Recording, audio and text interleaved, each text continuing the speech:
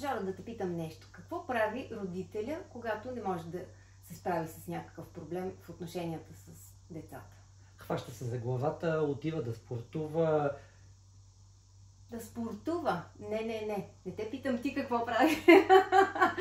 Питам те какво прави родителя. И понеже виждам, че не си много наясно, Пита приятел да за ти книга. каже точно така. Пита приятел, коя книга ще му препоръча да прочете. Да.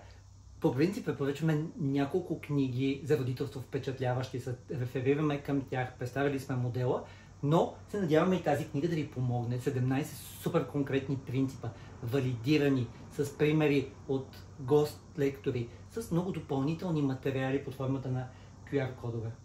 И много лични истории, чрез които можете да видите как да си решите някои от проблемите с чувство за хумор или по друг начин. Няма да се... И само да кажа, понеже някои от книгите, които препоръчваме, са с меки корици, а видимо хората си ги предават един на друг, тази е с твърди корици, има място отпред за посвещение и място, в което можете да си сложите любима семейна снимка.